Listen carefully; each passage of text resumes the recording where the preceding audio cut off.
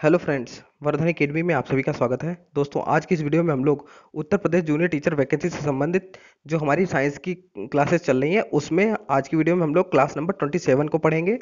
और इसके बाद लास्ट क्लास हमारी बचेगी जो सीईआरटी से की जो 6 to 8 बुक्स हैं उसमें लास्ट क्लास है वो 28 नंबर है। ठीक है, इसके बाद उसको हम लोग पढ़ लेंगे और आज ही हमारा मतलब 5 अप्रैल को, आज मैंने वादा किया था, आज ही हमारा ये कंप्लीट हो जाएगा। ठीक है, और इसके बाद हम लोग कल से इसके ऊपर जो इम्पोर्टेंट क्वेश्चंस हैं उनको कल से हम सॉल्व करेंगे और देखेंगे कि किस प्रकार के क्वेश्चंस आ सकते हैं आपकी परीक्षा में। तो मैंने कहा था 500 से 1000 तक क्वेश्चन आपको करवा दिए जाएंगे। बस एक चीज़ आपसे लोगों से पूछनी है कि मल्टीपल चॉइस क्वेश्चंस मैं बनाऊं या फिर वन लाइनर। ठीक है, ये मैं इसलिए पूछ रहा हूँ क्योंकि वन लाइनर मेरे लिए थोड़ा इजी है, मैं ज़्यादा से ज़्यादा क्वेश्चन आपको करवा सकता हूँ।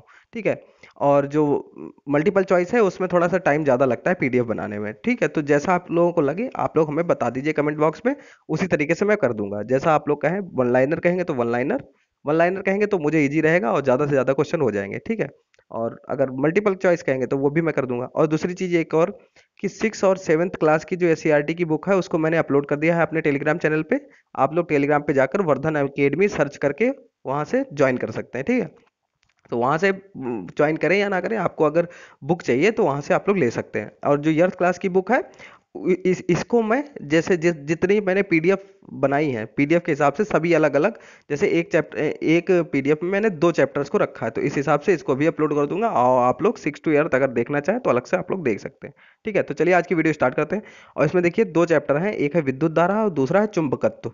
ये बहुत ही इंपॉर्टेंट है दोनों चैप्टर, और यहाँ आपका सिलेबस है इसमें आप लोग देख लीजिए, दोनों एक साथ ही रखे हैं, विद्युत धारा और चुंबकत्व। ठीक, तो इनको हम लोग आज की वीडियो में पढ़ेंगे। तो चलिए आज की वीडियो स्टार्ट करते हैं, देखते हैं कौन कौन सी चीज़ें इसमें इंपॉर्टेंट हैं। जो मल्टीपल चॉइस के हिसाब से इंपॉर्टेंट है वही चीज़ें हमने यहाँ पर मतलब हाईलाइट की हुई हैं। ठीक है, कि मल्टीपल चॉइस क्वेश्चन जिससे बन सकता है। अब देखिए, विद्युत धारा परिभाषा एवं मात्रक। जब धन आवेशित चालक को ऋण आवेशित चालक से तार द्वारा जोड़ा जाता है तो ऋण आवेशित चालक से इलेक्ट्रॉन धन आवेशित चालक पर चले पर जाने लगते हैं। आवेश के प्रभाव को विद्युत धारा कहते हैं। तो ठीक है, आवेश के प्रभाव को क्या कहते हैं? विद्युत धारा। विद्युत धारा बराबर क्या होता है? विद्युत धारा कैसे निकाली जाती है? अगर क्वेश्चन आ जाए कि विद्युत धारा अगर पता मान निकालना है तो चालक में प्रवाहित आवेश की मात्रा दी हुई होगी और विद्युत आवेश के प्रवाह का समय दिया होगा। तो ये दोनों चीजें अगर दी गई होंगी तो आप लोग विद्युत धारा निकाल सकते हैं। ठीक है, तो विद्युत धारा बराबर चालक में प्रवाहित आवेश की मात्रा बटे विद्युत आवेश के प्रवाह का समय। विद्युत धारा का जो एसआई मात्रक है वो आपका है एम्पियर। ठीक है, विद्युत धारा का एसआई मात्रक है एम्पियर। ठीक है, विद्युत धारा 2 प्रकार की होती है, पहली है दिष्ट धारा और दूसरी प्रत्यावर्ती धारा। ठीक, अब यहाँ पे देखिए, टार्च सेल से प्राप्त धारा दिष्ट धारा होती है जबकि पावर स्टेशन से प्राप्त विद्युत धारा प्रत्यावर्ती धारा होती है। ठीक, विद्युत धारा के स्रोत कौन कौन से हैं? विद्युत सेल और विद्युत जनित्र या जनरेटर। ठीक है, तो विद्युत सेल के बारे में यहाँ पे देखिए, विद्युत सेल, अब इसकी कार्य, इसमें लिखा है कार्य की रचना एवं कार्य विधि। रचना विधि अगर डिस्क्रिप्टिव पेपर आता तो इसको मैं पूरा पढ़ाता, लेकिन मल्टीपल चॉइस आएगा उसमें इस तरीके से क्वेश्चन आएंगे ही नहीं। ठीक है, तो जिस जिस इलेक्ट्रोड पर ऋण आवेशित संचित होते हैं उन्हें कैथोड कहा जाता है। तो कैथोड किसे कहा जाता है? जिस इलेक्ट्रोड पर ऋण आवेश संचित होते हैं उन्हें कैथोड कहा जाता है, और जिस पर धन आवेश संचित होते हैं उसे एनोड कहते हैं। ठीक है, विद्युत सेल के प्रकार क्या होते हैं? एक होता है प्राथमिक सेल और दूसरा द्वितीयक सेल। ठीक, प्राथमिक सेल क्या होते हैं? प्राथमिक सेल वे होते हैं जिन्हें पुनः आवेशित नहीं किया जा सकता। इन सेलों में होने वाली रासायनिक क्रियाएं अनुक्रमणीय होती हैं। लेक्लांसी सेल, डेनियल सेल, वोल्टियस सेल, शुष्क सेल एवं बटन सेल प्राथमिक सेल के उदाहरण हैं। इसका आंतरिक प्रतिरोध कम होता है, तो ये आपको पता होना चाहिए। ये अगर बाई चांस इनमें से कोई दे दिया जाएगा, पूछ दिया जाएगा ये किस प्रकार के सेल हैं, तो ये प्राथमिक सेल हैं आपके। इसके बाद द्वितीयक सेल को देख लेते हैं। द्वितीयक सेल, सेकेंडरी सेल। द्वितीयक सेल वे सेल होते हैं जिन्हें पुनः आवेशित किया जा सकता है। इन सेलों में विद्युत धारा प्रवाहित करके विद्युत ऊर्जा को रासायनिक ऊर्जा में बदला जाता है, इसे सेल का आवेशन कहते हैं। सेल को उपयोग में लाने के लिए पर पुनः रासायनिक ऊर्जा विद्युत ऊर्जा में रूपांतरित होती है, इस क्रिया को सेल का निरावेशन कहते हैं। क्योंकि इस सेल को आवेशित करके समय विद्युत धारा को रासायनिक ऊर्जा में संचित करते हैं, अतः इसे संचायक सेल भी कहते हैं। सीसा संचायक सेल तथा नीले सेल द्वितीयक सेल है, इनका आंतरिक प्रतिरोध अधिक होता है। अब देखिए, जनित्र मतलब जनरेटर। तो जनरेटर से कोई नॉर्मल क्वेश्चन तो वैसे तो आएगा नहीं, लेकिन यहाँ पे देखिए, जनरेटर में यांत्रिक ऊर्जा विद्युत ऊर्जा के रूप में परिवर्तित होती है, ये क्वेश्चन आता रहता है। ठीक है, जनरेटर में जो है यांत्रिक ऊर्जा है वो विद्युत ऊर्जा में परिवर्तित हो जाती है। पावर स्टेशनों पर जनरेटर को चलाने के लिए जल ऊर्जा तथा भाप ऊर्जा का उपयोग किया जाता है। विद्युत पावर स्टेशनों से घरों, दुकानों तथा कल कारखानों तथा विद्युत धारा कैसे भेजी जाती है? ये तो फालतू की चीज यहाँ पे कर धोखे से हो गई। अब देखिए, विद्युत धारा, यहाँ पे जो विद्युत धारा है यह प्रत्यावर्ती धारा होती है, ट्रांसफार्मर वाली, ठीक है, मतलब सॉरी जनरेटर वाली, यह क्या होती है? प्रत्यावर्ती धारा होती है। विद्युत वाहक बल और विभवांतर एवं प्रतिरोध, अब इसके बारे में देखिए। सेल का विद्युत वाहक बल क्या होता है? सेल द्वारा प्राप्त ऊर्जा और संपूर्ण परिपथ में प्रवाहित आवेश कूलाम में, ठीक है, तो ये फॉर्मूले आपको पता होने चाहिए। इसका मात्रक क्या है? जूल प्रति कूलाम, या फिर कह सकते हैं वोल्ट, ठीक है, जूल प्रति कूलाम या वोल्ट। विभवांतर देखिए यहाँ पे, एकांक आवेश को चालक के एक सिरे से दूसरे सिरे तक प्रवाहित होने में व्यय ऊर्जा को चालक के सिरों का विभवांतर कहते हैं। एक मिनट देखते हैं, यही पेज दोबारा तो नहीं लगा इधर? नहीं, अच्छा वो ऐसे ही है, थोड़ा धुंधला है, मैंने मुझे लग रहा था दोबारा शायद कहीं लगा हो। ठीक है, एक आवेश को चालक के एक सिरे से दूसरे सिरे तक प्रवाहित होने में व्यय ऊर्जा को चालक के सिरों का विभवांतर कहते हैं। अब विभवांतर बराबर कैसे निकालते हैं? व्यय ऊर्जा जूल में बटे प्रवाहित ऊर्जा, प्रवाहित आवेश, प्रवाहित, इसका मात्रक क्या होता है? जूल बटे कूलाम या वोल्ट, वही सेम होता है बिल्कुल, ठीक है। आगे देखते हैं प्रतिरोध, ठीक। जब किसी चालक में विद्युत धारा प्रवाहित होती है तब चालक इसे प्रवाह में रुकावट डालता है। चालक का वह गुण जिसके कारण उसमें प्रवाहित होने वाले आवेश के प्रवाह में अवरोध उत्पन्न होता है, चालक का प्रतिरोध कहलाता है। प्रतिरोध नाम से ही है, पता चल रहा है, ठीक है, रुकावट डालना, ठीक है। इसका मात्रक क्या होता है? ओम। क्वेश्चन ये आ सकता है कि प्रतिरोध का मात्रक क्या है, या पूछ दिया जाएगा ओम किसका मात्रक है, तो प्रतिरोध का। किसी चालक के सिरों पर 1 वोल्ट विभवांतर आरोपित करने में चालक में यदि 1 एम्पीयर की धारा प्रवाहित हो तो चालक का प्रतिरोध 1 ओम होगा। ऊष्मीय प्रभाव क्या होता है? विद्युत धारा के प्रवाह में किसी चालक में ऊष्मा उत्पन्न होने की घटना को विद्युत धारा का ऊष्मीय प्रभाव कहते हैं। विद्युत बल्ब के बारे में, सामान्य बल्ब में टंगस्टन का बहुत पतला तार लगा होता है जिसे तंतु या फिलामेंट कहते हैं। ये जो फिलामेंट है ये काहे का लगा होता है? टंगस्टन का। ये क्वेश्चन आ सकता है, हल्का सरल है काफी। अब देखिए, बल्ब से वायु निकालकर नाइट्रोजन ऑर्गन गैस भर देते हैं, ठीक है।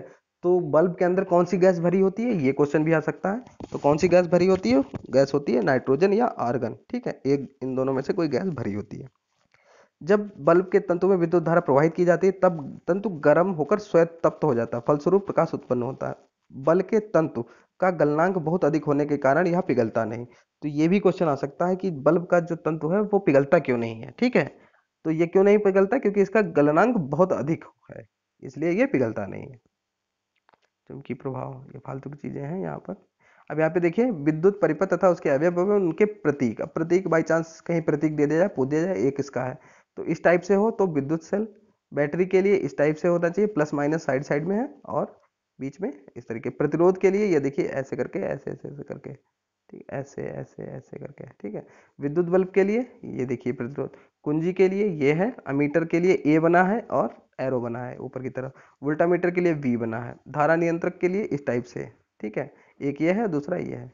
तो बस इनको बस देख लीजिए, बाई चांस पूछ दें। अमीटर एवं वोल्टामीटर। अमीटर में देखिए, विद्युत परिपथ में विद्युत धारा का मापन अमीटर द्वारा किया जाता है। तो विद्युत परिपथ में विद्युत धारा का जो मापन है वो अमीटर के द्वारा किया जाता है। ये देखिए अमीटर का यहाँ फोटो बनी है, ठीक है। जो इंपॉर्टेंट चीज है ये देखिए, यही साइन अभी मैंने यहाँ पे दिखाया था आपको, ठीक। अमीटर का प्रतिरोध बहुत कम होता है, तो अमीटर का प्रतिरोध कैसा होता है? बहुत कम। आदर्श अमीटर का प्रतिरोध शून्य होता है। क्वेश्चन ये आ सकता है कि आदर्श एमीटर जो होता है उसका प्रतिरोध कितना होता है? तो उसका प्रतिरोध जो होता है वो होता है शून्य, ठीक। और ये है वोल्टामीटर, ठीक। वोल्टामीटर, वोल्टामीटर के बारे में, चालक के सिरों के बीच विभवांतर ज्ञात करने के लिए वोल्टामीटर का प्रयोग किया जाता है, ठीक है। तो चालक के जो 2 सिरे होते हैं उनके बीच का विभवांतर ज्ञात करने के लिए वोल्टमीटर का प्रयोग किया जाता है। ये देखिए यहाँ पे इसकी फोटो बनी है। विद्युत परिपथ में जिन 2 बिंदुओं के मध्य विभवांतर ज्ञात करना होता है उसे वोल्टमीटर होता है। वोल्टामीटर को उन बिंदुओं के मध्य समांतर क्रम में जोड़ा जाता है। वोल्टामीटर का प्रतिरोध बहुत अधिक होता है, आदर्श वोल्टमीटर का प्रतिरोध अनंत होता है। तो इसमें आदर्श जो वोल्टामीटर है उसका प्रतिरोध अनंत होता है, और जो अमीटर है उसका प्रतिरोध आदर्श अमीटर का उसका शून्य होता है। ये दोनों क्वेश्चन बहुत अच्छे हैं, इसमें से पूछा जा सकता है। अब देखिए चुंबकत्व के बारे में। चुंबकत्व में देखिए, चुंबक चुंबक के बारे में यहाँ पे, प्राचीन यूनान के देश में लोग काले पत्थर से चमत्कार दिखाया करते थे। यह पत्थर एशिया माइनर के मैग्नेशिया नगर से में पाया जाता है। इस नगर में मिलने के कारण इसका नाम मैग्नेटाइट पड़ा, ठीक है। तो मैग्नेटाइट नाम क्यों पड़ा था? एशिया माइनर के मैग्नेशिया से प्राप्त होने के कारण। ठीक, छोटी चीजें हैं, बहुत लोग इसको स्किप कर देते हैं, लेकिन हम लोगों को यहाँ पे कुछ भी स्किप नहीं करना है, जो भी क्वेश्चन बन सकता है। अंग्रेजी में इसे मैग्नेट तथा हिंदी में चुंबक कहते हैं। ठीक है, इसलिए इस पत्थर को अग्रम पत्थर या लेड स्टोन कहते हैं। ठीक, ये यहाँ पे कोई खास नहीं है, लेकिन ऐसे कह दिया। ऐसे पदार्थ जो लोहे या लोहे से बनी वस्तुओं को अपनी ओर खींचते हैं चुंबक या मैग्नेट कहलाते हैं। जो पदार्थ चुंबक की ओर आकर्षित होते हैं चुंबकीय पदार्थ कहलाते हैं। चुंबक के प्रकार क्या होते हैं? एक होता है प्राकृतिक चुंबक और दूसरा कृत्रिम चुंबक। प्राकृतिक चुंबक ये देखिए यहाँ पर बना हुआ है। प्रकृति में स्वतंत्र रूप से पाए जाने वाले चुंबक को प्राकृतिक चुंबक कहते हैं। इन्हें इच्छानुसार आकृति नहीं दी जा सकती। ठीक है, तो ये देखिए, इसको इच्छानुसार आकृति नहीं दी जा सकती। कृत्रिम चुंबक मतलब आर्टिफिशियल मैग्नेट क्या होता है? मानव द्वारा निर्मित चुंबक को कृत्रिम चुंबक कहते हैं। इन्हें अपनी आवश्यकता अनुसार विभिन्न आकृति तथा शक्तिशाली बनाया जा सकता है। कृत्रिम चुंबक दो प्रकार के होते हैं, एक होता है स्थायी और दूसरा होता है अस्थायी चुंबक। अब अस्थायी और स्थायी को देख लेते हैं। स्थायी परमानेंट मैग्नेट क्या है? जिस चुंबक में चुंबकत्व का गुण स्थायी होता है उसे स्थायी चुंबक कहते हैं। जैसे ये चुंबक लोहा, निकेल, कोबाल्ट आदि से के बनाए जाते हैं। इनका चुंबकत्व शीघ्र नष्ट नहीं होता, अतः ये लंबे समय तक उपयोग में लाए जा सकते हैं। अब अस्थायी चुंबक क्या होता है? जिस चुंबक में चुंबकत्व का गुण स्थायी नहीं रहता और उस चुंबक को अस्थायी चुंबक कहते हैं। अस्थायी चुंबक को नर्म मुलायम लोहे का बनाया जाता है। अधिकांश अस्थायी चुंबकों को नर्म लोहे के चारों ओर लपेटे गए तार की कुंडली में विद्युत धारा प्रवाहित करके बनाया जाता है। ठीक है, तो कुछ खास नहीं है। ठीक है, अब देखिए, अब कृत्रिम चुंबकों कितने प्रकार के होते हैं? एक होता है दंड चुंबक, ठीक है, यह आयताकार और बेलनाकार होता है। नाल चुंबक, यह अंग्रेजी के अक्षर यू के समान होता है। ये देखिए ऊपर बना है, यहाँ पे देखिए यू के समान होता है। और चुंबकीय सुई, अब चुंबकीय सुई के बारे में यहाँ पे गुरु, ठीक है, इसमें भी कोई खास बात नहीं। चुंबकीय कंपास, यह एक छोटी चुंबकीय सुई है जो एक डिबिया में बंद रहती है। इसके बारे में भी कोई खास बात नहीं थी, इसीलिए इसको लिया नहीं यहाँ पे। अब क्या है, आप जानते हैं इसमें कुछ अच्छी चीज है। लगभग 1800 वर्ष पहले सर्वप्रथम चीन ने चुंबक के दिशा बताने के गुण का उपयोग करके चुंबकीय कंपास, समुद्री कंपास का आविष्कार किया। तो समुद्री कंपास का आविष्कार किसने किया था? चाइना ने। ठीक है, इसकी खोज से समुद्री यात्रा एवं व्यापार के क्षेत्र में नई क्रांति आई थी। ठीक, अब देखिए मध्य बिंदु गुरुत्व केंद्र से स्वतंत्रता पूर्वक लटकाए गए चुंबक के सदैव सिरे उत्तर दक्षिण दिशा में स्थिर हो जाते हैं। यह चुंबक का दैशिक दिशा बताने वाला गुण है। मतलब अगर आपके पास कोई चुंबक है, बाई चांस आपके पास अगर चुंबक है, उसको उसमें लीजिए आप, अरे अपने किसी धागे में बांधिए उसको और लटकाइए, तो उसके जो दो सिरे होंगे, दोनों सिरे आपको उत्तर और दक्षिण दिशा में ही हो जाएंगे। वो आप किधर भी रखें, जैसे ही आप उसको छोड़ेंगे वो उत्तर दिशा में ही हो जाएंगे आपके। ठीक है, ये देखिए लटकाया है, तो मान लीजिए ये उत्तर दिशा की तरफ, ये साउथ की दिशा की तरफ, ये उत्तर की दिशा की तरफ है। ठीक है, अपने आप ही हो जाएंगे इस तरीके से। ठीक है, आगे देखते हैं। यहाँ पे ये था कि चुंबक के गुण, तो गुण एक तो है कि वो दिशा बता देता है। ठीक है, पहला तो ये हो गया। दूसरा है चुंबक चुंबकीय पदार्थों को अपनी ओर आकर्षित करता है, जबकि अचुंबकीय पदार्थों को आकर्षित नहीं करता। ये तो आपको पता ही है। जैसे लोहे या फिर कोई ऐसी चीज है जिसको जो चुंबकीय पदार्थ है वो चिपक जाएंगे। अब जैसे मान लो लकड़ी है, लकड़ी नहीं चिपकेगी क्योंकि वो अचुंबकीय पदार्थ है। ठीक है, लकड़ी, प्लास्टिक ये नहीं चिपकते हैं। चुंबक के सिरों पर चुंबकत्व सबसे अधिक तथा मध्य में सबसे कम होता है। जैसे मान लीजिए ये चुंबक एक बहुत इतनी बड़ी है, ठीक है, तो एक सिरा ये है, एक सिरा ये है, तो सबसे ज्यादा जो चुंबकत्व होगा वो यहाँ पर और यहाँ पर होगा, बीच में उतना नहीं होगा, लेकिन उतना नहीं होगा। ठीक है, चुंबक के समान ध्रुवों में प्रतिकर्षण तथा असमान ध्रुवों में आकर्षण होता है। ठीक है, मान लीजिए दो चुंबक हैं, ठीक, ये दो चुंबक, ठीक है, तो या ये जैसे मान लीजिए साउथ है, साउथ पोल इसका है, ये नॉर्थ है। ठीक, इसका भी ये नॉर्थ है और ये साउथ है। तो जब इन दोनों को ऐसे जोड़ेंगे तो ऐसे तो चिपक जाएगा। ठीक है, इसको अगर ऐसे मोड़ दिया, साउथ को इधर ले आए, नॉर्थ को उधर, तो ये आपस में प्रतिकर्षित होंगे। मतलब जब एक समान उनमें ध्रुव होंगे तब वो आपस में जुड़ेंगे ही नहीं। आपने कई बार कोशिश की होगी, देखा भी होगा, बचपन में भी किया होगा, अभी भी किया होगा। तो जब एक समान हो जाते हैं तो वो एक दूसरे को धक्का देने लगते हैं। ठीक है, जब तक वो असमान होंगे तभी वो आपस में आकर्षित होंगे। एक गुण ये होता है। अब देखिए, चुंबक में सदैव दो ध्रुव उत्तरी एवं दक्षिणी ध्रुव में पाए जाते हैं। इन ध्रुवों को एक दूसरे से अलग नहीं किया जा सकता, ये तो आपको पता ही है। ठीक है, अभी ऊपरी बता चुके हैं। चुंबकीय प्रभाव एवं क्षेत्र, चुंबक के चारों ओर का वह क्षेत्र जिसमें चुंबकीय प्रभाव का अनुभव होता है चुंबकीय क्षेत्र कहलाता है। ठीक, अब यहाँ पे देखिए, चुंबक का प्रभाव लोहे की चादर के आर पार नहीं निकल पाता। अब देखिए, चुंबक का आपने प्रभाव देखा, जैसे चुंबक, जबकि लोहा जो होता है वो आपका चुंबकीय होता है। ठीक है, लेकिन लोहे की एक जैसे कोई परत हो लोहे की, ठीक है, मोटी सी परत हो, एक ऊपर लगा दो, ठीक है, एक ऊपर लगा दो चुंबक और एक नीचे लगा दो, एक दूसरे को सरकाइए तो वो सरकेंगे, मतलब सरकेंगे इसलिए नहीं क्योंकि उसमें चुंबकीय प्रभाव का अनुभव नहीं हो पाएगा, ठीक है, आर पार नहीं निकल पाएगा उसका प्रभाव, ठीक है। जबकि अगर कोई कांच कांच हो, कांच के आर पार एक नीचे रखे एक ऊपर रखे, अगर उनको सरकाएंगे, एक को सरकाएंगे तो दूसरी अपने आप सरकेगी, क्योंकि कुछ कुछ उसमें चुंबकीय प्रभाव आर पार रहता है। दफ्ती में भी ऐसे ही होता है, तो कुछ पदार्थों के आर पार भी चुंबकीय प्रभाव का अनुभव किया जाता है, ठीक है। ये तो सारी अनुभव की हुई चीजें हैं। चुंबकीय बल रेखाएं, अब यह देखिए, चुंबकीय बल रेखाएं किसी चुंबकीय क्षेत्र में वे काल्पनिक वक्र हैं जिनके जिनके किसी बिंदु पर खींची गई स्पर्श रेखा उस बिंदु पर चुंबकीय क्षेत्र की दिशा की निरूपित करती है। जैसे ये देखिए, ये सारी क्या है, यही सारी रेखाएं हैं आपकी जो चुंबकीय बल रेखाएं, ये देखो यहाँ पे दिखाई गई हैं।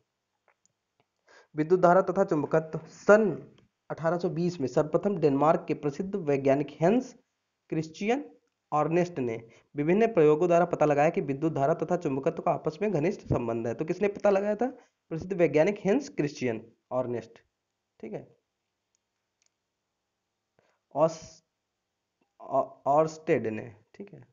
तो इस तरीके से ये दोनों आपके चैप्टर देखिए कंप्लीट हो गए हैं, और कोई कमी लगी हो तो प्लीज़ आप लोग बताइएगा, और जो मैंने कहा था वो भी आप लोग जरूर बताइएगा कि आप लोग मल्टीपल टाइप क्वेश्चन चाहते हैं या फिर वन लाइनर, ठीक है। तो ये जरूर बताइएगा, और कोई और सवाल हो तो वो भी आप लोग पूछ सकते हैं। बस एक वीडियो और है इसकी और आपका ये 6 to 8 कंप्लीट हो जाएगा। तो दोस्तों आज की वीडियो में सिर्फ इतना ही, मिलते हैं अपने नेक्स्ट वीडियो में, तब तक के लिए नमस्कार।